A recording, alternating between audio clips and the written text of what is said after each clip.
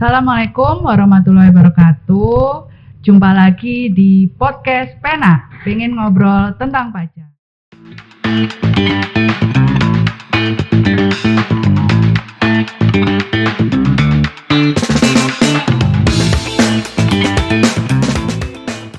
Perkenalkan, nama saya Prasna Paramita selaku penyuluh pajak di KPP Pratama Surabaya Kerembangan. Nah, kita jumpa lagi di episode yang keempat, yaitu tentang edukasi Korteks seputar faktur pajak dan pengkreditan pajak masukan. Nah, di sini tentu saja saya tidak sendirian ya kawan pajak ya. Saya sudah ditemani dengan dua narasumber keren-keren yang sudah hadir di samping saya. Yang pertama ada Mas Rahmat Kurniawan atau Mas Rahmat selaku account representatif di KPP Pratama Surabaya Kerembangan. Selamat pagi kawan pajak. Oke. Nah, di sampingnya Mas Rahmat ada Mbak Erni Krisnawati selaku penyuluh pajak di KPP Pratama Surabaya Kerembangan. Selamat pagi kawan pajak semua. Oke, nah alhamdulillah ya kita bisa berkumpul untuk mengisi sesi podcast Pena di pagi hari ini ya Mas Rahmat, Mbak Erni. Gimana, udah semangat belum buat sharing-sharing nih tentang Korteks? Ya. Harus semangat ya Mas Semangat, Rahmat ya. Iya. Semangat ya. Tetap semangat. Oke, nah sesuai dengan judul podcast kita di episode kali ini, yaitu tentang edukasi Korteks. Nah, mungkin pertanyaan pertama kita bisa mereview sedikit tentang apa itu Korteks. Mungkin bisa dijelaskan Mas Rahmat ya, tentang Korteks itu apa? Oke. Ya, terima kasih Mbak Mita. Jadi kawan pajak, Korteks, bagi yang belum tahu ya, Korteks ini adalah suatu sistem administrasi layanan dari Direktorat Jenderal Pajak, namun ini yang terbaru, yang mengintegrasikan berbagai layanan yang selama ini disediakan oleh DJP. Misalnya DJP Online, Innova, e-faktur, dan lain-lainnya. Namun, Korteks ini memberikan kemudahan dan memberikan kenyamanan yang lebih nantinya ketika mengakses layanan digital yang disediakan oleh Direktorat Jenderal Pajak. Oke, begitu, Mbak Mita. Jadi begitu ya Mas Rahmat ya. Jadi Korteks ini sistem terbarunya DJP untuk memudahkan layanan digital perpajakan. Gitu kan ya Mas Rahmat ya? Betul, Mbak Mita. Oke, nah penasaran nih Mbak Erni, kalau Korteks sendiri ini launchingnya kapan ya? Atau mungkin bisa dijelasin sedikit tentang sejarahnya sampai bisa ada Korteks nih dan mau launchingnya kapan? Iya, baik kawan pajak semua. Korteks ini merupakan salah satu dari reformasi perpajakan. Reformasi perpajakan ini sudah dimulai yaitu sejak tahun 1983. Itu sudah berlangsung dan terus menerus.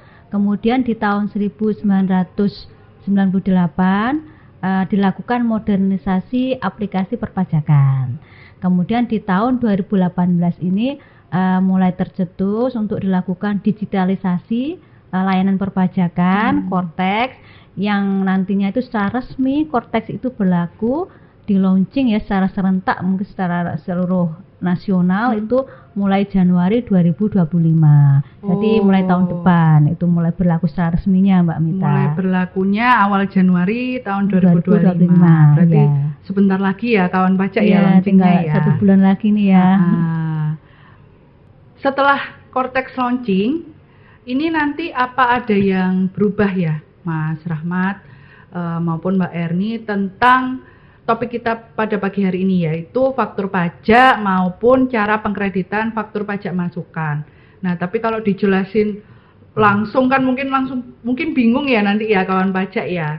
Nah, kita satu-satu dulu. Mungkin yang pertama kita bahas dulu tentang faktur pajak. Nah, mungkin ke Mas Rahmat ya, faktur pajak itu harus dibuat itu kapan ya Mas Rahmat ya? Oke, Mbak Mita. Memang ada aturan terbaru ya Mbak Mita terkait dengan Korteks ini, yaitu Peraturan Menteri Keuangan Nomor 81 Tahun 2024. Di pasal 382 ayat yang kedua menyebutkan bahwa faktur pajak dibuat pada saat saat penyerahan barang kena pajak dan atau penyerahan jasa kena pajak. Yang kedua, saat penerimaan pembayaran dalam hal penerimaan pembayaran terjadi sebelum adanya penyerahan barang kena pajak dan atau penyerahan jasa kena pajak. Yang ketiga, saat penerimaan pembayaran termin dalam hal penyerahan sebagian tahapan pekerjaan. Yang keempat, saat ekspor barang kena pajak berwujud, ekspor BKP tidak berwujud dan atau ekspor jasa kena pajak.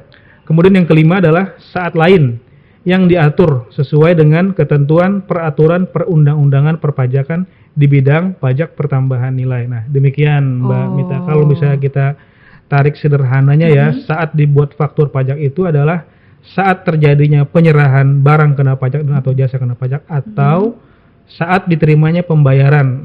Nah, itu mana yang lebih dulu terjadinya? Oh, gitu ya Mas Rahmat ya. Iya. Jadi mudahnya itu mana yang lebih dulu terjadi ya. Iya. Tapi intinya setiap ada transaksi penyerahan barang kena pajak ataupun penyerahan jasa kena pajak itu Iya. seharusnya sudah dibuat faktur pajaknya gitu ya Mas Rahmat ya. Betul Mbak Mita. Oke. Nah, kalau PKP atau pengusaha kena pajak tidak menerbitkan faktur pajak sesuai dengan waktunya, apakah akan ada sanksinya ya Mbak Erni ya? Jadi Mbak Mita, kalau memang PKP itu ya tidak menerbitkan faktur pajak yang sesuai dengan ketentuan yang di PMK 81 tahun 2024 yang di pasal 382 ayat 3, maka PKP itu akan dikenai sanksi sesuai dengan undang-undang yang berlaku, yaitu undang-undang KUP seperti itu. Jadi sama seperti aturan yang terdahulu, kalau memang PKP itu tidak menerbitkan faktur pajak sesuai dengan ketentuan yang sudah disebutkan oleh Mas Rahmat tadi, pasti akan dikenai sanksi begitu, yang sesuai dengan di undang-undang KUP seperti itu. Jadi pasti ada sanksinya lah ya. Iya, istilahnya. pasti sama seperti yang dulu. Dengan Masih sama berlakunya ya. aturan yang baru ini tetap sama. Oke. Jadi begitu ya kawan pajak ya.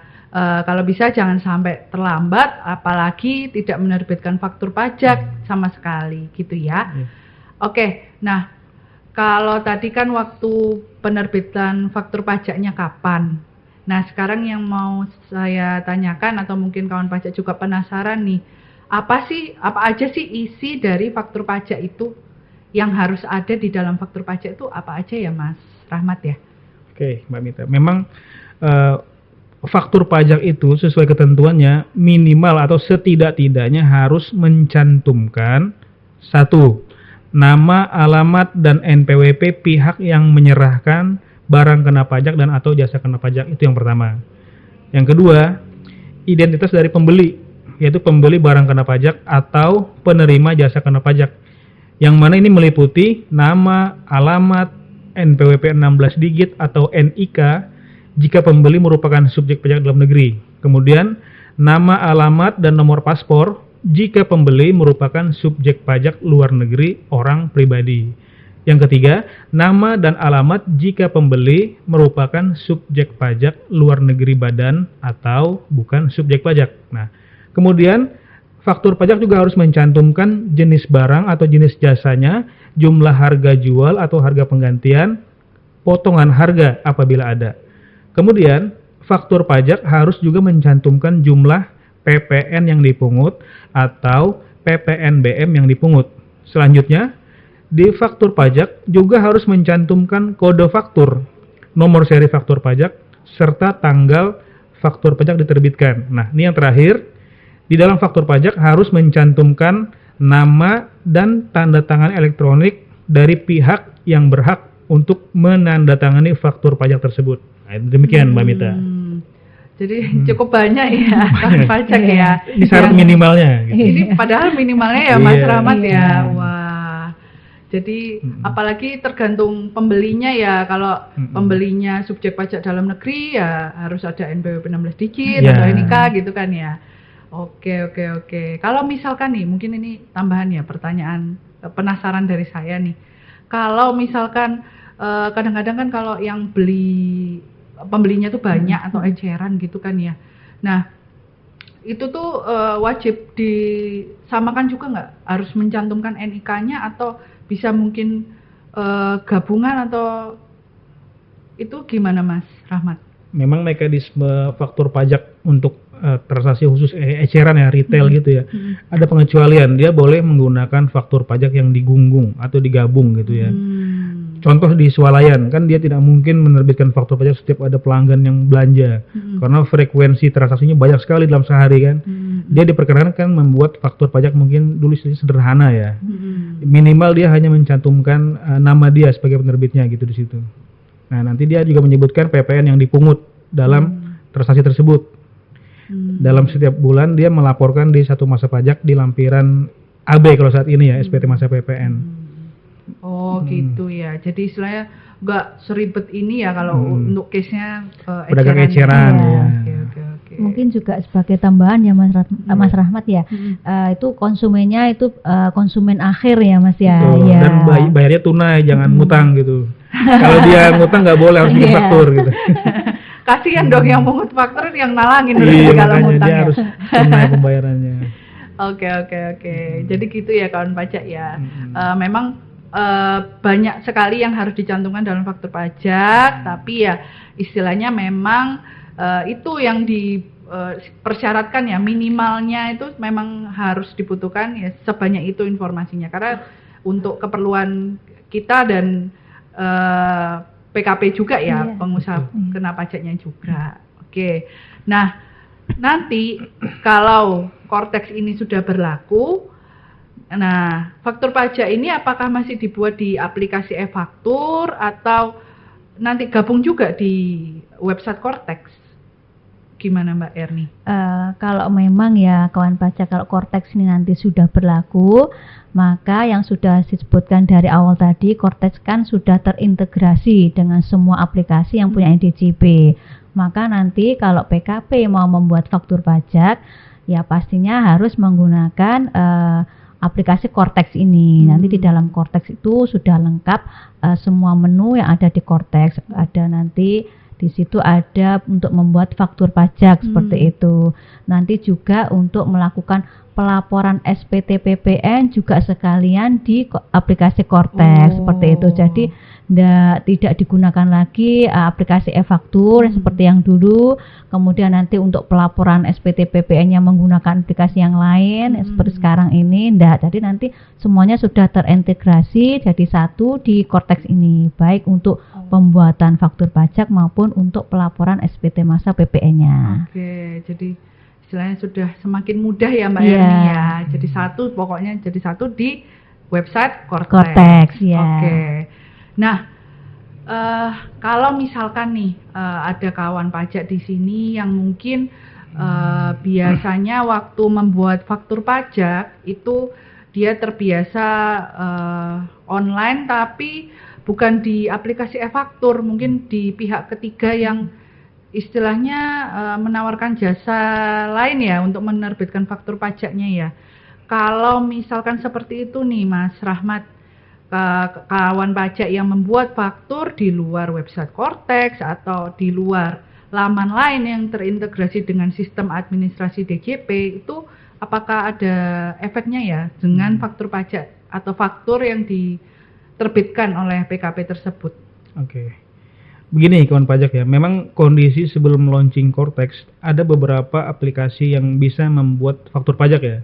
Dan itu memang resmi dari DJP juga, dia diperkenankan gitu untuk menerbitkan. Contoh kayak di onlinepajak.com kalau saya tidak salah ya.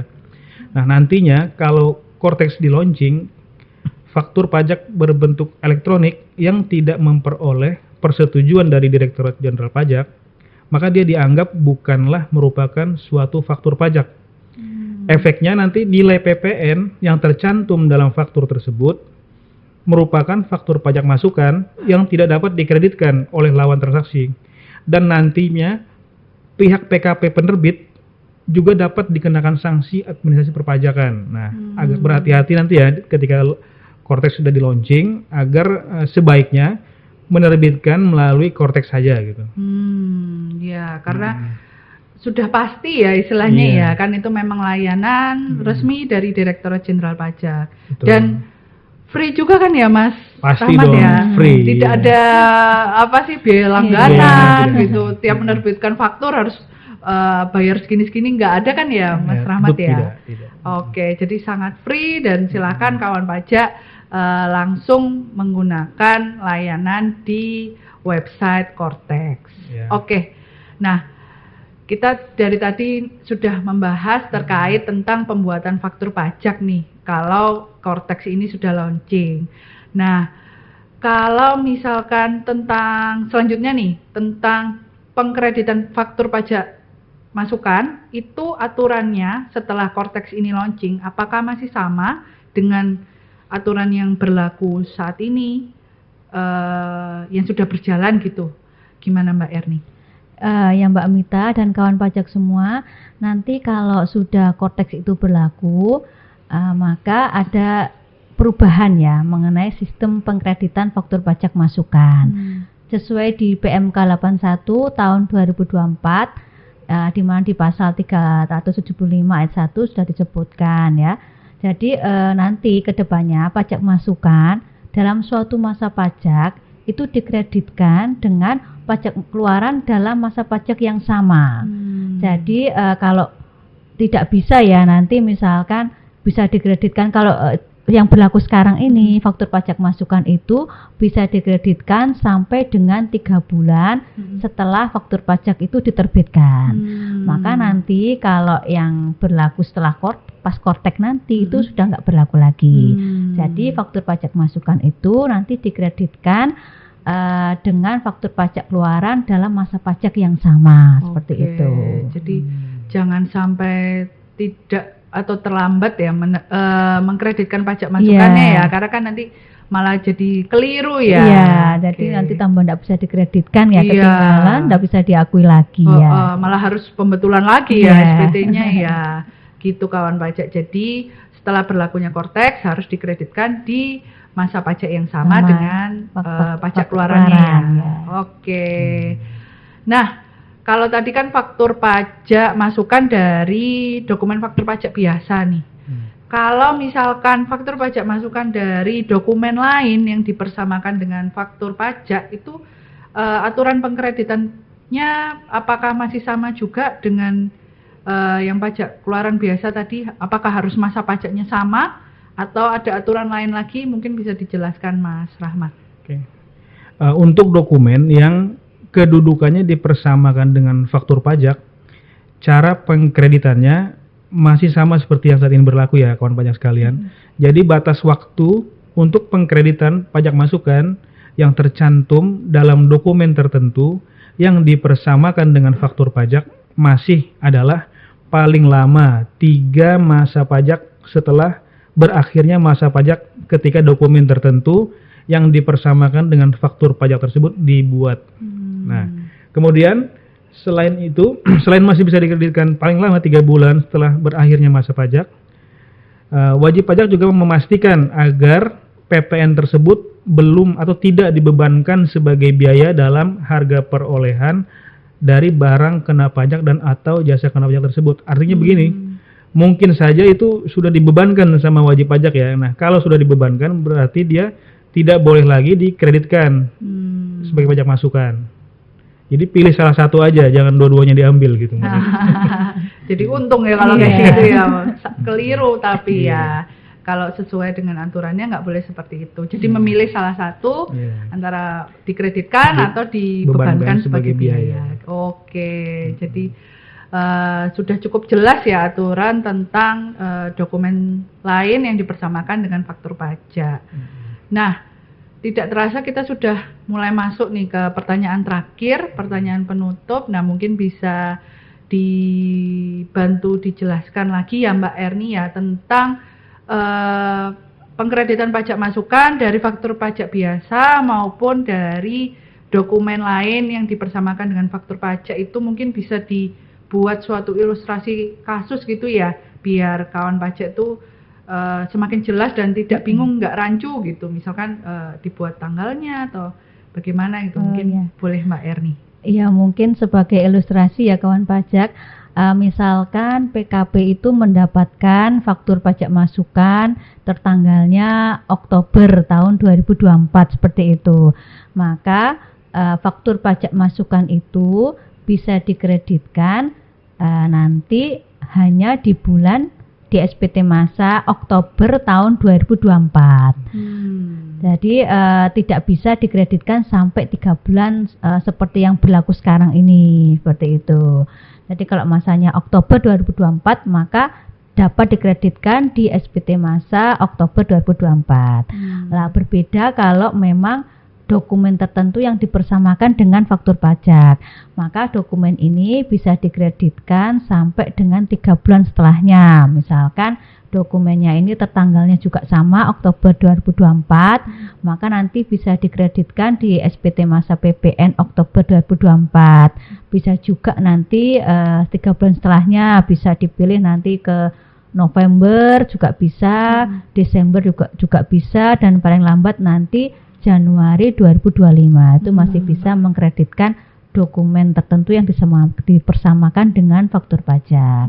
Mungkin itu aja ya salah satu ilustrasi untuk pengkreditan pajak masukan tadi ya Mbak Mita ya. Tapi berarti milih salah satu bulannya kan ya Mbak Erni ya, bukan di tiga-tiganya. Oh iya. Gitu enggak gitu kan ya Mbak Erni. Milih salah satu. Milih salah satu ya. Oke. Jadi gitu kawan pajak. Nah, kalau ada ilustrasi seperti ini kan jadi semakin mudah ya untuk kita pahami tentang kapan sih pengkreditan pajak masukan ini. Nah, oke, terima kasih banyak buat Mbak Erni dan Mas Rahmat sudah sharing-sharing nih tentang Cortex di episode kali ini.